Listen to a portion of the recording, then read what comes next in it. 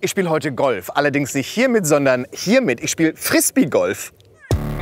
Das ist Lukas Klingbeil, 23, Student. Seit 12 Jahren spielt er Disc Golf im Ostpark in Rüsselsheim. Bei dieser Sportart wird wie beim klassischen Golf versucht, mit so wenigen Würfen wie möglich das Frisbee in den Korb zu werfen. Also Frisbee spielen kenne ich eigentlich bloß mit meinem Hund. Dass es jetzt so eine kultige Sportart ist, wusste ich selber noch nicht. Lukas ist heute mein Trainer.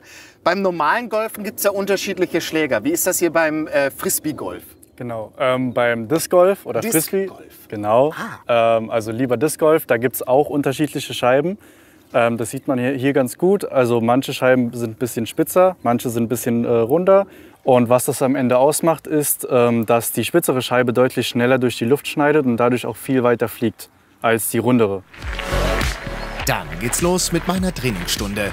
Viel braucht man nicht. Eine Frisbee, bisschen Platz und einen Korb, den man treffen muss. Für den normalen Rückhandwurf, den du vom Abwurf erstmal benutzt, stellst du dich erstmal breitbeinig hin, etwa schulterweit.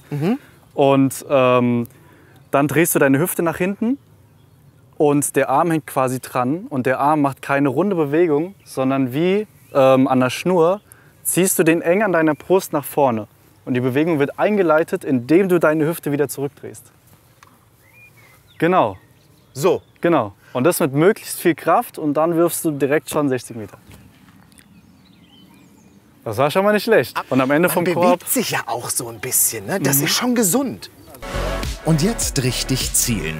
Aber Obacht! Liebe Zuschauer, es tut mir leid, ich muss warten. Da läuft gerade jemand. Ja, das ist unsere wichtigste Regel.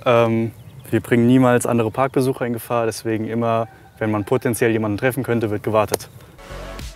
3 bis 4 Mal pro Woche trainiert Lukas, wenn es das Wetter zulässt. Da kommen schon ein paar Kilometer Wegstrecke zusammen.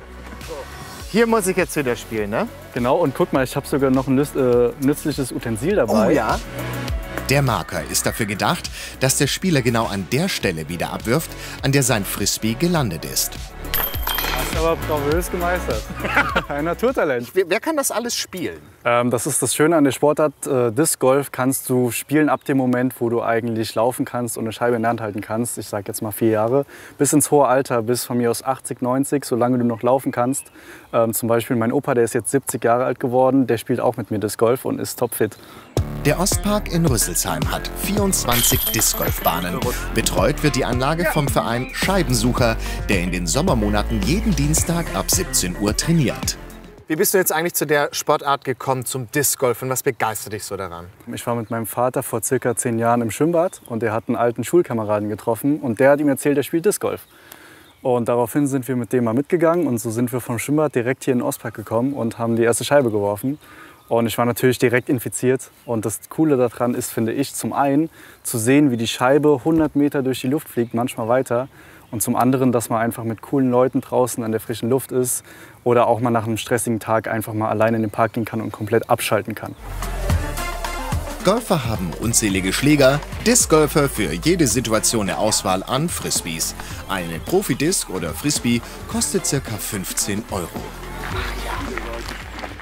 Disc Golf. Eine richtig coole Sportart, die jeder ausprobieren kann. Lukas, ich sag vielen, vielen Dank, dass du mich heute so ein bisschen eingeführt hast und mir mal so ein paar Tricks gezeigt hast.